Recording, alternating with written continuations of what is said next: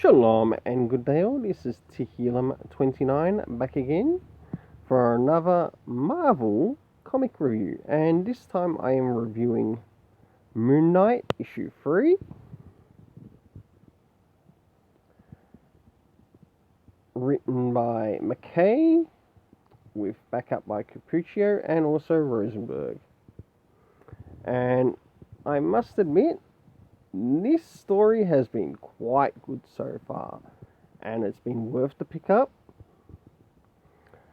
So, time to jump in the first things first, and that is the ratings. And the first thing I cover in the rating is the cover. Does this cover in any way, shape or form connect to something that happens inside the story? You know what? It bloody does. So, for the cover rating, I gave a 7.5. Now, the character that you see on the cover is not Moon Knight. In fact, it's who it says it is on the cover. Beware the rise of Hunter's Moon. And this is who that person is. And with how this story is going so far, this character feels like it might try to be an ally to Moon Knight in the same area of the city that he's in. Even though, in regards to the rest of the things, we are still lacking important things needed in this story.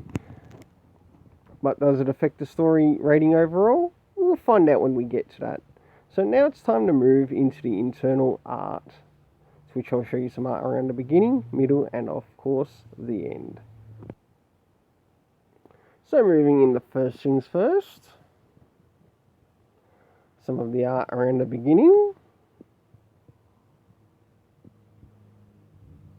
Of course, the introductory into the story.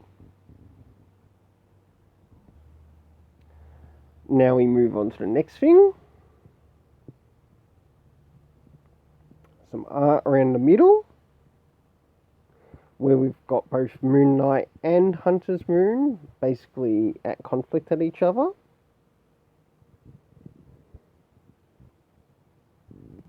And last but not least, towards the end of the story,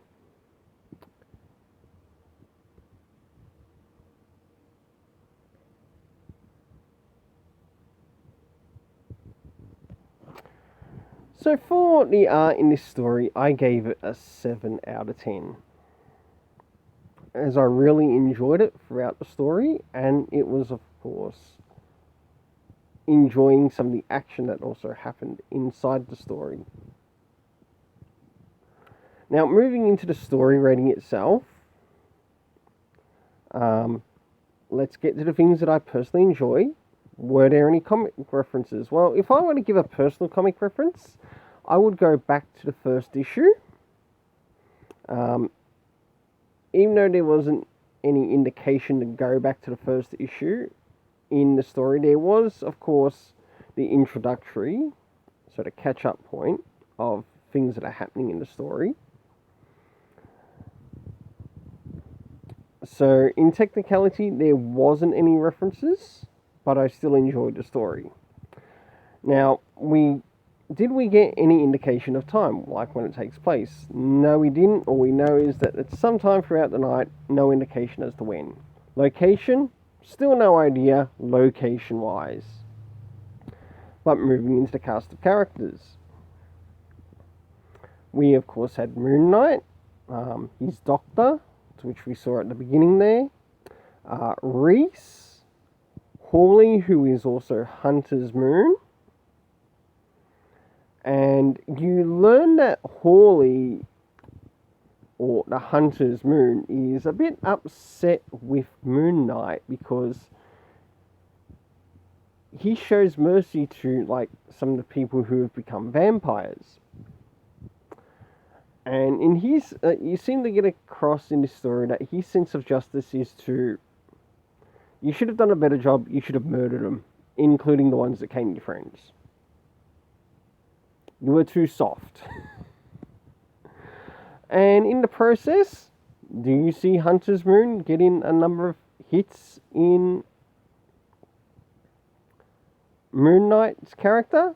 Yes, you do. But you also see him lose a fight against him, which I thought was really good.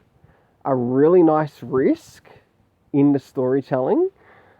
And for that, I gave the story a 7 out of 10. And that's why I enjoyed the story. And I hope it continues. It's going to be interesting as to see how this new so-called vigilante Hunter's Moon will either start to see things Moon Knight's way, or he'll stick to his own ways and won't change. So will he be a static character, or will he be a character that will be willing to adapt and change? Well, until then, please don't forget to hit the like, share, and subscribe, as I'm on the road to 250 plus subscribers, and I can't do that without you. And I want to give a big thanks to every subscriber on the channel. Have yourself an awesome day, and let's keep it colourful.